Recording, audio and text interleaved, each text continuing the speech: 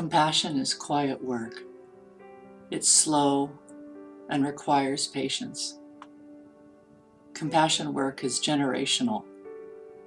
For the millions of people who dedicate their lives to a practice of compassion, both personally and to improve equity and well-being in their communities, compassion work is lifelong. They may not see the fruits of their labor in their lifetime. Compassion work is about changing how we live together as partners, families, companies, villages, cities, countries, and as a world of governments on this small planet. When the founder of the Charter for Compassion, Karen Armstrong, shared her vision of a world where compassion was the guiding principle during her award-winning TED Talk in 2008, she was speaking to our hearts and to our unbreakable connection we have with each other as a human family. Now, over 10 years later, millions of people have signed the Charter for Compassion as a personal commitment. Shortly after Armstrong was awarded the TED Talk Prize for her presentation, she formed, along with the blessing and partnership of the Dalai Lama, the Charter for Compassion. One of the Charter's first programs was the International Compassionate Communities Initiative. In the 10 years following, cities in over 50 countries have committed to the work of equitable policy and nurturing a culture where we aim to understand, not aim to harm. Of those cities across the world, nearly 70 of them are in the United States. Over a dozen of those are in California, and 3 are in the Sacramento region. Last month, on September 10th, Senate Concurrent Resolution 18, titled Compassionate California, was registered with the Secretary of State. Introduced by Senator Dave Cortez of San Jose, the resolution declares California to be the first compassionate state in the United States.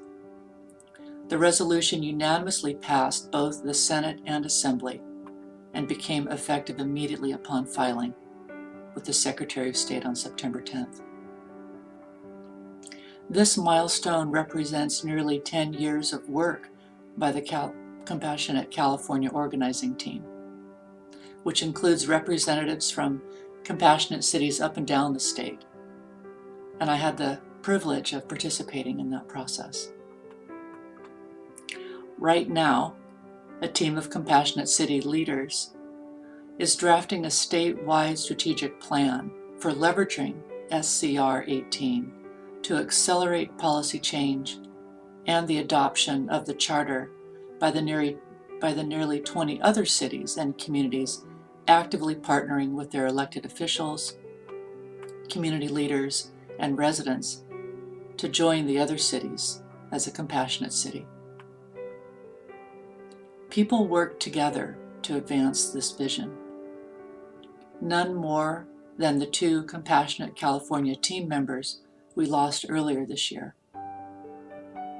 I would like to take a moment here to acknowledge the death of Felicia Lene Williams, known as Faye Love, and Joan Marie.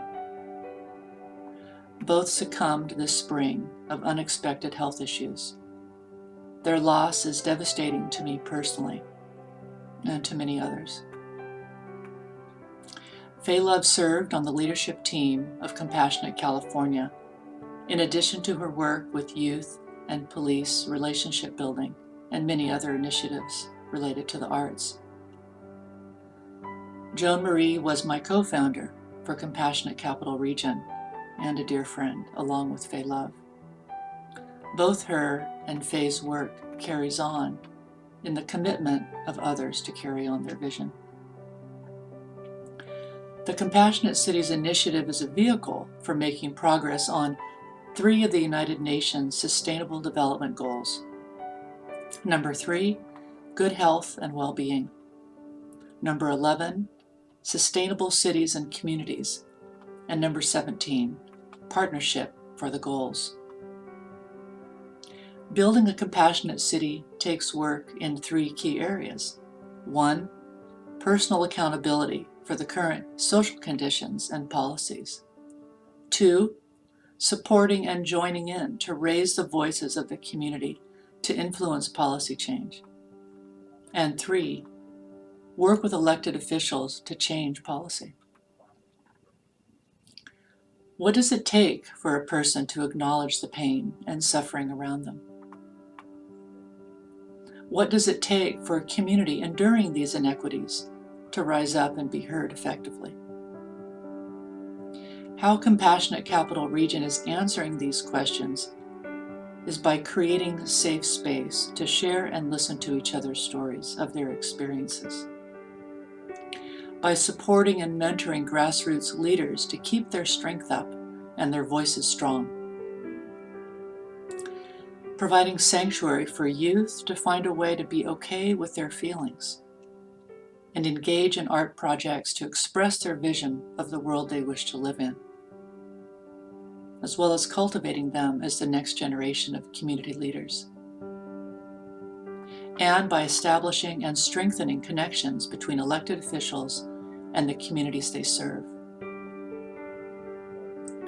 Each of the organizing teams in the nearly 100 cities around the world determine what to address and how.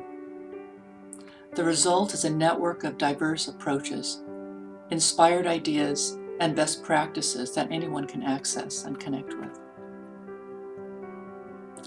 Since its inception in 2015, Compassionate Capital Region has served the 7 counties in and around Sacramento. 3 cities within the region have adopted the Compassionate Cities Resolution so far.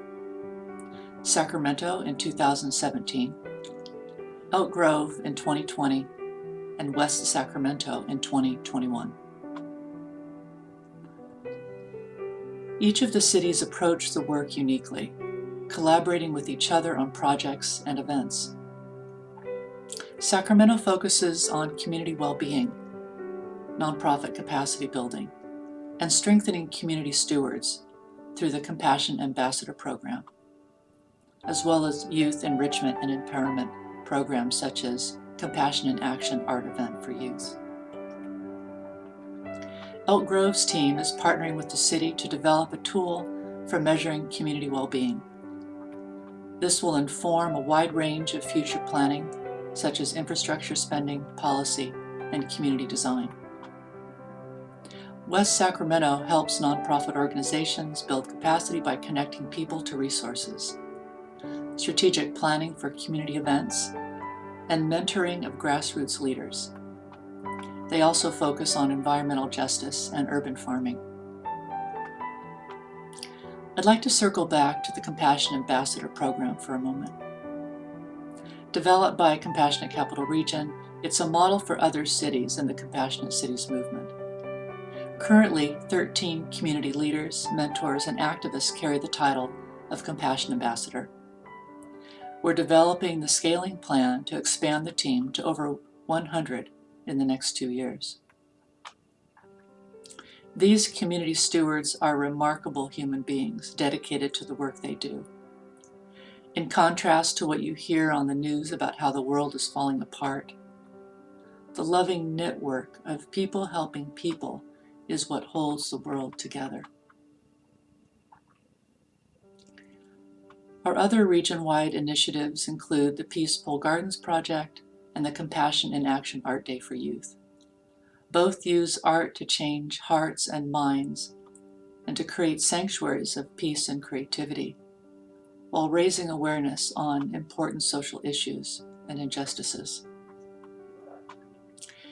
The United Nations vision to reduce and eliminate extreme poverty, to ensure sustainability of economic and social development, to strengthen human dignity and rights, and to prevent violent conflicts, is a shared vision with the Charter for Compassion and the Compassionate Cities movement.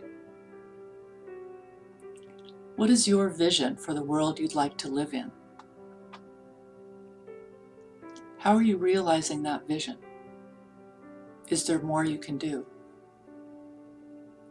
If you'd like to learn more about how you can be involved in our projects or become a Compassion Ambassador, visit the website address you'll see at the end of this presentation. You'll also see a website for the Charter for Compassion, so you can learn more about the work in other countries and how you can be involved on that level.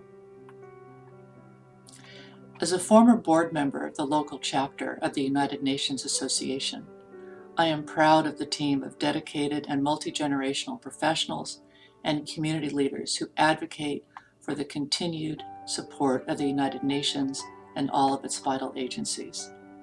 I invite you to become a member and learn how you can participate in this important work.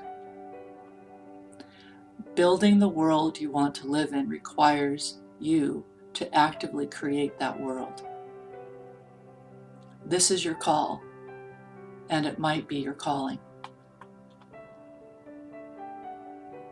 I hope to see you at my side.